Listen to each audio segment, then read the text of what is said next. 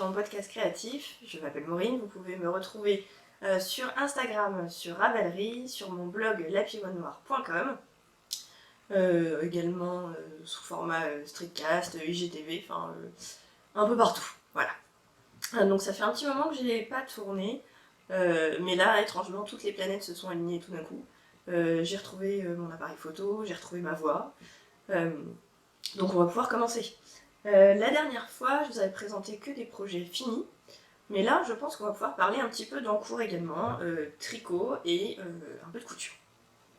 Alors, en projet fini depuis la dernière fois, j'ai fait quelques projets sur le thème Harry Potter, déjà parce que c'est le tournoi de Knitich en ce moment, donc forcément ça me motive, et puis parce que mon chéri m'a demandé des tricots.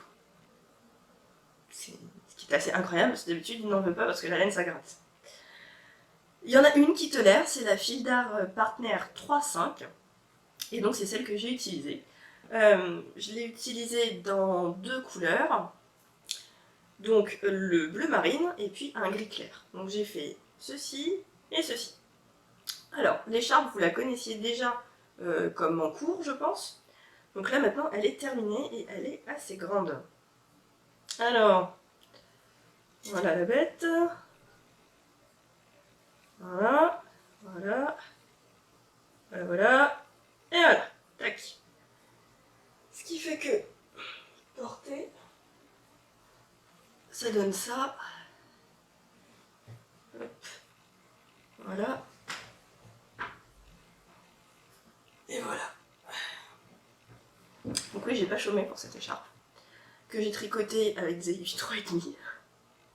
En jersey réversible. C'est quelque chose qui vous avait beaucoup intrigué quand je l'avais montré. Alors, vous voyez là, on a du jersey, et puis là, oups, et ben on a du jersey aussi. Alors pour faire ça, c'est très simple, c'est long mais c'est simple. Il vous suffit de monter le double de mailles que vous voulez. Sur le premier rang, vous allez tricoter une maille à l'endroit, glisser une maille à l'envers, tricoter une maille à l'endroit, glisser une maille à l'envers. Et vous faites le contraire sur le rang suivant. Les mailles qui ont été glissées à l'envers, vous les tricotez à l'endroit, et inversement. Beaucoup d'envers là-dedans. Donc ce qui fait qu'en fait, vous tricotez un rang. Quand vous faites un aller, vous tricotez un rang, mais au retour, vous tricotez le même rang, mais sur l'autre face. C'est pour ça que c'est un peu long. On pourrait tricoter en rond, et plier l'affaire, et puis voilà, terminé. L'avantage de tricoter les deux faces en même temps, c'est que les petits poils de la laine, cette laine elle est légèrement dufteuse. Je sais pas si ça va se rendre à la caméra. J'ai un retour caméra encore plus pourri que d'habitude, donc je ne sais pas du tout ce que vous voyez. Bon. Elle a un léger petit duvet, et donc le fait de tricoter les deux faces en même temps, ça permet que ces petits poils se mettent ensemble, et donc ça fait vraiment deux faces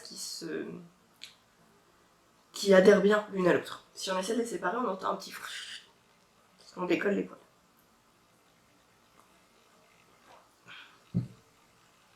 Donc c'est plutôt pas mal comme ça. J'ai rentré les fils au fur et à mesure, je ne les ai pas fait suivre, je trouvais ça pas joli. Pour fermer, j'aurais pu faire un grafting, mais en fait j'ai fait un rabat normal. Et je trouve pas ça choquant, sincèrement. J'ai pensé après que j'aurais pu crafter. Mais bon, voilà. C'est assez souple. C'est un tissu qui est assez dense, et qui je pense tiendra bien chaud. Donc l'autre élément de cette panoplie Serdaigle, parce qu'on est tous les deux Serdaigle, d'après Pottermore, c'est ce bonnet. J'ai tricoté donc avec la même laine, avec des aiguilles 5 ou 5,5, je sais plus. Donc ça donne un tissu qui est vraiment très différent, qui est beaucoup plus souple, beaucoup plus mou, mais qui convient bien quand même, je trouve. C'est un modèle gratuit qui s'appelle le Beanie Boyfriend, un truc comme ça. Je vous marque tout de toute façon, comme d'habitude, qui est en code 3.2.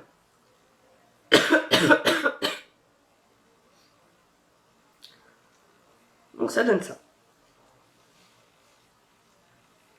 Voilà. En ce moment, il est un peu long. Voilà, ça ira mieux comme ça. La couronne, ça donne ça. Franchement, c'est un modèle qui fait le job. J'ai voulu faire un montage élastique ou tubulaire, ou je sais plus ce que j'ai tenté. Mais ce jour-là, j'avais que mes aiguilles, en fait j'étais ailleurs, j'étais pas chez moi. J'avais emporté que mes aiguilles pour le corps du bonnet, et pour ce genre de rabat, il faut prendre des aiguilles plus petites, le rabat de montage, enfin c'est pareil pour le rabat, mais voilà. Sinon, ça tendance à faire un espèce de truc qui dégueule comme ça, c'est pas beau du tout, donc j'ai tout défait et j'ai tout refait avec un montage normal, et sincèrement c'est pas choquant. En plus, c'est élastique, ça revient bien en place, ça permet de s'étendre quand même, donc voilà. Pas de soucis. Petite précision sur les couleurs. C'est donc deux trucs que j'ai tricotés pour mon chéri. C'est lui qui a choisi les coloris. Personnellement, pour Serre d'Aigle, j'aurais pris évidemment bleu et bronze. Mais là, voilà, c'est son choix et je décline toute responsabilité. Voilà. Sinon, comme projet terminé, j'ai également une paire de chaussettes. Que voilà. Que j'ai faite assez longue pour une fois. Ça m'arrive pas à tous les coups. J'ai fait une tige assez longue et j'ai fait un talon après coup. Que j'ai fait pas assez profond à mon avis. Je les ai pas essayé toute une journée dans des chaussures pour voir si ça posait problème. En tout cas, juste passer au pied, c'est pas choquant, mais je le trouve un peu petit ce talon. Voilà. C'est un patron maison. J'ai monté 10 mailles sur chaque aiguille en Turkish Caston. J'ai augmenté jusqu'à avoir 56 mailles en tout. J'ai tricoté longtemps. Et ensuite, j'ai fait des côtes 1-1 avec un rabat un peu plus normal. Et pareil, ça tient très bien. Il n'y a pas de souci. La laine, c'est une laine qui m'a été offerte dans le cadre du... c'était le swap des geeks créatifs organisé par l'ALU. Et qui est une laine de mon Chip Shop coloris Quidditch. C'est une laine à chaussettes que j'avais jamais testée. Mon Chip Shop, j'avais jamais testé du tout leur laine. Une petite gorgée d'infusion de thym. J'avais jamais testé cette laine. Je trouve qu'en termes de qualité de laine, c'est très bien. Le tissu que ça donne est très dense et pas mou, et c'est vraiment ce qu'il faut pour une chaussette. Faut pas qu'elle s'use trop vite. Comme je vous l'ai dit, je l'ai pas encore porté dans des chaussures beaucoup, donc on va voir justement comment ça vieillit. Mais déjà, de l'expérience que j'ai des chaussettes, je pense que ça va être plutôt pas mal. En ce qui concerne les couleurs, c'est une laine autorayante. Et ça, je sais que c'est du boulot de faire de l'autorayant. Ce qui est un peu dommage, c'est que là, en fait, je sais pas comment ça va rendre en couleur sur votre écran, mais il y a 4 couleurs en fait. Vous avez du rouge là, du bleu marine, du violet, du bleu marine, du jaune, bleu marine, rouge, etc. Et je trouve que franchement, la différence entre le violet et le bleu marine n'est pas flagrante. En vrai, ça se voit un peu quand même. Enfin, si, on voit que c'est deux couleurs différentes, mais enfin, le contraste est vraiment pas aussi fort qu'avec le jaune par exemple.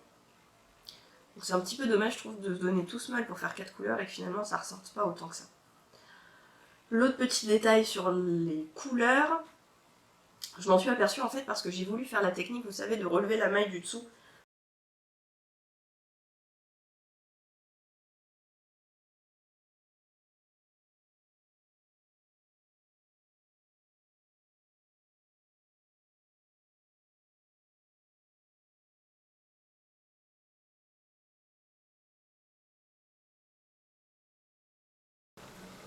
Donc voilà ce que j'avais à vous dire sur cette paire de chaussettes. Il y a un sujet qui m'a été très souvent demandé, c'était de reparler en fait de toutes les chaussettes que j'ai tricotées, vous montrer la totalité, voilà, reparler de la laine, tout ça, les modèles. Alors, c'est quelque chose que j'ai bien envie de faire, mais je me suis aperçue qu'il me manquait une des paires que j'avais faites. Donc je pense qu'elle doit être chez mes parents, en tout cas j'espère. Sinon, pour un petit teasing, voilà la boîte où je range toutes mes chaussettes tricotées. Donc depuis le début, elles sont là. Elles sont pas dans l'ordre chronologique, mais ça m'en fait un petit paquet quand même. Là, j'en ai 1, 2, 3, 4, 5, 6, 7, 8, 9, 10, 11, 12, 13, 14, 15, 16. Donc au moins 17 paires. Faut que je vérifie qu'il m'en manque qu'une. Mais en tout cas, voilà, j'y pense. Ensuite, on va pouvoir passer au projet en tricot en cours. Alors, en cours, j'ai le mystérical de la chambre des secrets que je ne vous montrerai pas parce que bah, c'est encore en cours. Ceci dit, si vraiment vous êtes curieuse, vous pouvez aller voir les pages Ravelry des participantes qui, comme elles participent au Knitteach, doivent poster une photo du projet terminé. Donc vous avez au moins des photos jusqu'au premier indice normalement. En cours, j'ai ce projet-là, qui est un dessinement en mouton. J'avais déjà fait un premier dessinement en mouton il y a un petit moment, qui était plutôt dans les couleurs claires. J'avais réutilisé le patron en modifiant plein de trucs. Enfin, ça ressemble pas à un dessinement en mouton quand on le regarde pour faire un autre pull. Et là, j'en fais une troisième version qui ressemble plus au dessinement en mouton de base. Donc le voilà. Donc il est presque terminé, il ne me reste plus qu'un bout de manche à faire. Voilà, sinon l'autre est terminé. J'ai fait quand même une modification qui est assez flagrante pour celles qui connaissent le patron, c'est que j'ai réalisé un col V. Pour faire ça, c'est pas très compliqué. En fait, il suffit de ne pas fermer, enfin tricoter en rond pendant un petit moment, d'augmenter au fur et à mesure. Donc en fait, on tricote comme ça, tac, tac, tac, tac, et d'augmenter au fur et à mesure. Et une fois qu'on arrive à la pointe du V, bah, c'est là qu'on raccorde les deux parties du tricot pour tricoter en rond le reste du corps. La seule chose, c'est de savoir la profondeur du col V et à quel rythme on fait les augmentations. Donc pour ça, en ce qui me concerne, c'est assez simple parce que ce que j'aime bien comme profondeur de col V, c'est que la pointe arrive pile à l'endroit de la séparation des manches. C'est un truc que j'avais remarqué en couture quand j'ai voulu modifier pour faire des cols V, et donc j'ai adapté la même chose en tricot. Donc la séparation des manches, on sait exactement où est-ce qu'elle se passe. C'est une étape du patron, c'est facile à repérer. Donc comme ça, je peux savoir exactement combien de rangs j'ai à faire avant de fermer mon tricot en rond. Et il suffit ensuite de savoir combien de mailles il faut avoir en tout pour savoir combien d'augmentations il faut faire. Je vous dis n'importe quoi, je n'ai pas les chiffres en tête. Admettons que j'ai 60 rangs pour le dos, 40 rangs pour les manches et 60 rangs pour le devant, bah, je dis n'importe quoi. Hein. Je monte les mailles pour les manches, pour le dos, pour l'autre manche, et le reste va devoir arriver au fur et à mesure avec les augmentations. Donc je vais avoir 60 mailles à créer. Et mettons que j'ai 30 rangs à faire avant d'arriver à la séparation des manches. J'ai donc 60 mailles à mettre en 30 rangs. Il faut que je mette 2 mailles par rang. Donc je vais faire une augmentation d'un bord à chaque fois. Voilà, c'est tout. Sinon, comme modification, j'ai tricoté le corps tout droit, sans faire les augmentations et les diminutions pour l'affiner et faire les hanches en fait. Parce que je trouvais qu'il n'y en avait pas besoin nécessairement. Et j'ai espacé beaucoup plus les diminutions des manches. Parce que je trouve que les manches du dessine-moi un mouton sont vraiment très très très fitées et que c'est un peu gênant en fonction de ce qu'on met en dessous. Donc c'est un peu plus de tête parce qu'il faut réfléchir à quel t-shirt on va mettre en dessous, lequel va passer ou pas.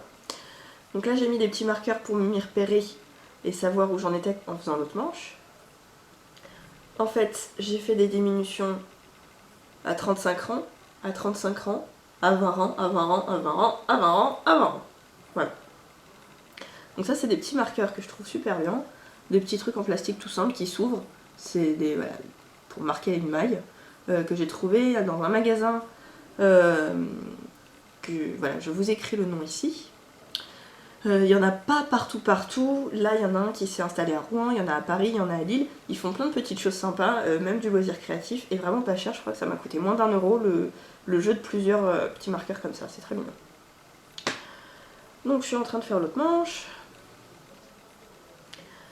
Qu'est-ce que j'ai fait comme modification? Oui, en dessous, voilà, en bas, j'ai fait une finition en I-cord. J'ai fait la même chose sur la manche. J'ai pas fait le petit poignet de manche caractéristique du dessinement en mouton. J'avais la flemme, voilà. J'ai fait un petit rappel des rayures en bas de la manche. Pour la laine, j'ai utilisé comme laine de fond une Lafay Fil 100% Mérinos. Coloris, je crois que c'est Terre Haut. C'est en noir avec des petites nuances de marron jusqu'au beige assez clair. Voilà.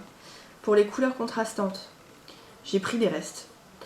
Donc je me souviens pas toujours de ce que c'est. Le rouge, Je crois que c'est un veste que m'a donné ma sœur, qui devait être la couleur hémoglobule peut-être, de la Féfile. Le orange caramel là, je crois que c'est de la Riverside Studio, mais je suis pas sûre.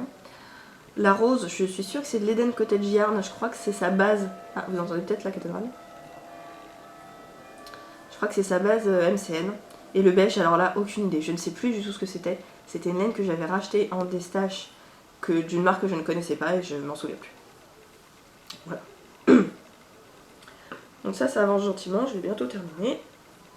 Je vous ferai un article sur le blog avec mes différentes versions du dessinement en mouton et qui récapituleront les modifications que j'ai faites. Je pense que ça peut être intéressant. Autre projet en cours, mais qui est moins en cours que les autres, parce que il prend du temps à faire et que j'ai pas toujours envie de me prendre la tête avec, c'est le... Bon, je vous marque le nom. Je ne me souviens plus. C'est un pull en jacquard. Donc voilà ce que ça donne. J'en suis que là pour l'instant. Une fois que la partie en jacquard va être passée, ça va aller vite, hein, tricoter de la grosse laine comme ça va être assez rapide. Je n'utilise aucune technique particulière pour croiser mes fils, en fait je le fais comme je peux, comme je veux, voilà. Et ça donne ça au dos. C'est pas atroce, hein. Donc voilà. La laine que j'utilise, c'est de la Gilliatt de Dera Home Natura, j'adore cette laine. J'ai ce coloris beige presque chiné. J'ai ce joli marron, marron écureuil, on va dire. Et j'ai ce vert que j'ai pas en pelote là, parce que j'ai fini de m'en servir pour cette partie. Ce vert qui est vraiment très très joli, que je voyais un peu plus vert bleu canard sur le site, mais qui est en fait plutôt vert. Donc voilà, très très bien la Gilliatt pour tricoter du jacquard. Elle se tient bien. Et ça va, mon jacquard il est pas tout serré, il est encore élastique, donc c'est bien. J'ai changé de taille d'aiguille en fait, entre le moment où j'avais pas de jacquard au début là, et là j'ai augmenté d'une demi-taille ou d'une taille d'aiguille, je sais plus, pour garder justement cette souplesse, que ce soit pas trop la cata. Et je trouve que ça se voit pas tellement que c'est pas la même taille d'aiguille, regardez. Ça se fond bien. Donc il faudra juste pas oublier de changer quand j'aurai plus de jacquard. Niveau patron, les explications sont très très simples. Il y a une petite difficulté quand même, c'est qu'il y a certains rangs où on a les 3 couleurs à faire en même temps. À peu près par là. Donc ça c'est un petit peu plus périlleux. Mais bon, ça se fait, hein. Donc voilà, ça avance tranquillement. D'une part parce que voilà, faut quand même regarder la grille, faut penser, faut réfléchir un petit peu plus en tricotant le jacquard. Et puis surtout, je tricote essentiellement dans le train, et là j'ai 3 pelotes pleines à trimballer. C'est pas comme le dessinement mouton où j'ai des petits restes. Là j'ai 3 grosses pelotes à me balader, c'est quand même moins pratique. Donc je vous montrerai peut-être pas à chaque fois celui-là parce que bon, il avancera peut-être pas très très vite. Mais de toute façon, je me souviens que quand j'ai fait le stone cutter que je porte ici, je l'avais commencé au mois d'octobre et je n'avais pas pu le porter de tout l'hiver parce qu'il n'était pas fini. Donc moi je me suis dit celui-là, je le porterai pas cette année, donc j'ai pas besoin de me dépêcher. Voilà. Au niveau tricot, c'est tout. C'est tout, ouais. J'ai un peu fait ma liste des tricots que je veux faire en 2019. Je sais pas si je ferai tout ou pas, mais voilà, ça me donne une petite ligne de mire. Et j'ai cherché, j'ai un peu prospecté aussi pour quelle laine utiliser et quel budget ça fait. Comme ça me donne vraiment un peu de visibilité sur l'année prochaine. En couture maintenant. Alors en couture, j'ai réalisé... Oups.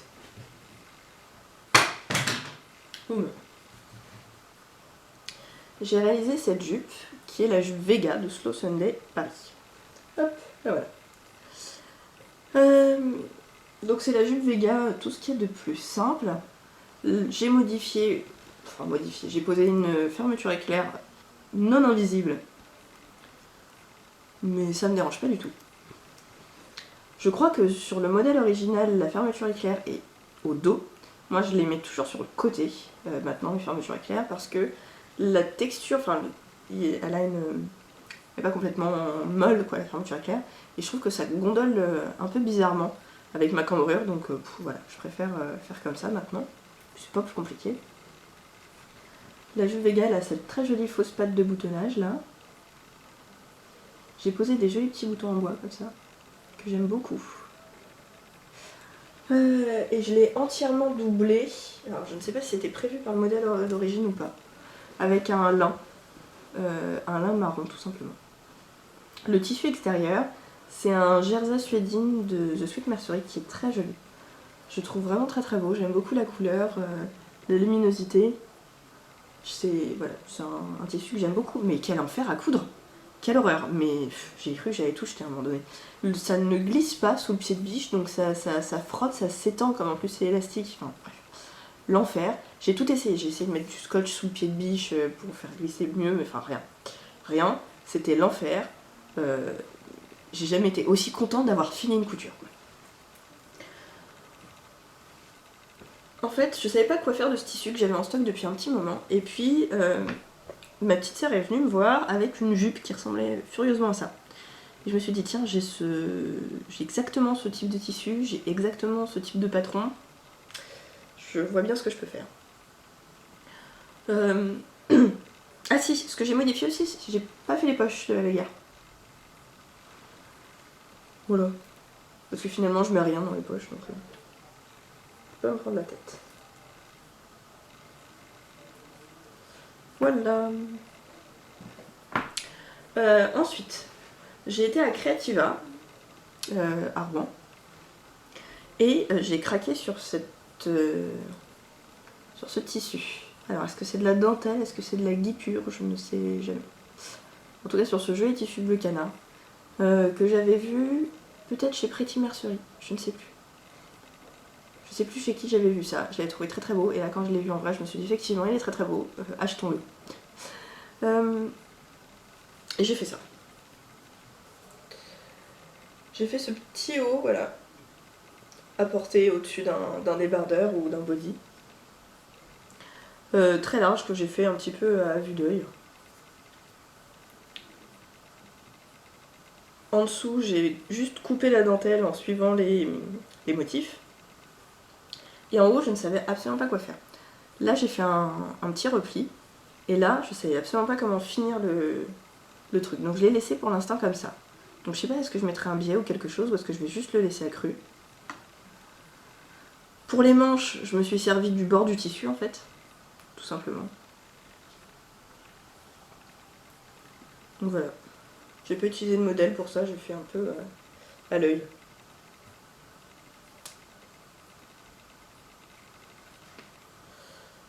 Moi je trouve ça très mignon. Dernière couture que je voulais vous montrer, c'est presque fini. Il s'agit du Teddy Rosa de Make My Lemonade. Que j'ai moi dans un mode des travaux spécial, je crois que c'est ça. Enfin c'est dans un magazine. Petite chose qui m'a interpellée, le patron propose des tailles qui ne sont pas dans le tableau de taille. Et là je me suis demandé, est-ce que c'est le tableau de taille de mode des travaux, auquel cas ça ne va pas aller avec le modèle, ou est-ce qu'il y a un souci, qu'est-ce qui se passe? Enfin, quand on fait un 34, comment on sait qu'on fait un 34 quoi? Parce qu'il n'est pas dans le tableau de taille. En l'occurrence c'était pas mon cas, mais je me suis dit c'est quand même un peu bizarre. Bon, je ne sais pas si quelqu'un a une explication. Sinon, très très bon patron, aucun souci pour le faire. Moi je l'ai utilisé. Je l'ai réalisé avec ce tissu, qui est un French Terry je pense, de C8Six, avec les petits palmiers, je le trouve vraiment canon. J'ai utilisé un joli petit bord-côte brillant. Au niveau des manches et au niveau du col, j'en ai pas assez pour faire en bas, mais bon, c'est pas un problème. L'intérieur, j'ai utilisé du lin marron comme pour ma jupe. J'ai fait ici des finitions à la main. Genre j'ai cousu à la main, voilà, truc de fou. Et là, j'ai trouvé ça vraiment trop chou, c'était pas du tout fait exprès. Le raccord, ça fait un petit cœur. Voilà. La magie de la couture. J'ai essayé de faire ça bien à peu près. Là vous voyez, j'ai essayé de mettre en face les... Voilà. J'ai pas trop pris la tête, juste que ça fasse pas trop défaut. Et à l'intérieur, ça fait un cœur. Trop chou. Donc je vous la passe pour vous montrer. Hop. Alors juste un petit détail, c'est que la forme de l'encolure, normalement elle est coupée dans le tissu. Ici je veux dire. Vous voyez ça? C'est coupé dans le tissu, sauf que là le barcode il est rectangulaire. Donc qu'est-ce que j'ai fait? J'ai coupé le barcode, ici, et j'ai enduit délicatement mon doigt de colle à tissu que voilà, j'ai passé comme ça très doucement pour juste fixer les fils du barcode et que ça se barre pas. Donc voilà. Il y a les petites poches. Donc pourquoi presque fini? Parce qu'il n'a pas de bouton. Il n'a pas de bouton parce qu'il faut mettre des boutons pression. Et alors autant, vous avez vu, je peux couper des trucs un peu à l'arrache comme ça, sans problème. Je me lance dans des coutures sans me demander est-ce que c'est difficile ou pas. Je modifie pour faire des colvés sans y penser. Je me lance et puis bah, des fois ça marche, des fois ça marche pas. Donc globalement, en loisir créatif, je me prends pas la tête. Je me demande pas si ça va me faire peur ou pas. Il n'y a qu'une seule chose qui me fait peur, c'est les boutons pression. C'est vraiment débile, mais c'est comme ça. J'ai l'impression que voilà, ça va être la touche finale et que si je me foire, bah, c'est foutu. donc ça me met toujours la pression. Voilà. Donc je les ai les pressions. Des petites pressions noires toutes simples. J'ai essayé de les poser à la pince, j'avais pas ce qu'il fallait, ça ne marchait pas. J'ai fait ça sur des chutes, hein, je vous rassure. Je me suis dit que j'allais le faire au marteau et finalement j'ai pas de marteau chez mes parents, j'en ai un chez moi, donc je suis partie avec chez moi, tout ça. Et chez moi j'ai trouvé les outils qui allaient pour la pince. Donc j'ai encore trouvé une bonne excuse pour attendre de ramener tout ça encore chez mes parents, parce que la pince est chez mes parents, n'est-ce pas? C'est très pratique, hein. Et essayer à la pince. Voilà. Mais autant je me dis, si je mets pas de bouton là, c'est portable. Si je mets les boutons, que je les mets mal, que ça déchire mon tissu, bah c'est plus portable. J'ai fait une petite erreur, cet endroit-là. À l'intérieur, là. Ça, normalement, ça devrait être à l'intérieur, évidemment, et pas dépassé, c'est tout moche. Mais c'est à l'intérieur du vêtement, donc c'est pas trop grave. C'est pas gênant. Voilà. Voilà. J'ai pas cousu énormément par rapport à... Bah, autant que j'ai mis à filmer en deuxième épisode, mais c'est que j'ai eu des week-ends un peu chargés.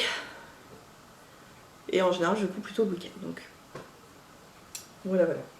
Ça aurait été chargé en voyage, en fait, en quoi que ce soit, mais non, c'était chargé en garde, donc bon. C'est comme ça. Je crois que je vous ai dit tout ce que je voulais vous dire et que je vous ai montré tout ce que je voulais vous montrer. De toute façon, c'est en faisant le montage que je me rappelle les trucs, donc ça sert à rien que je me creuse la tête pendant 1 heure maintenant. Donc, je vous dis à la prochaine, je vous fais plein de bisous. Et puis, en attendant, vous pouvez toujours me retrouver donc, sur Instagram, Ravellerie, le blog, tout ça, comme d'habitude. Des bisous!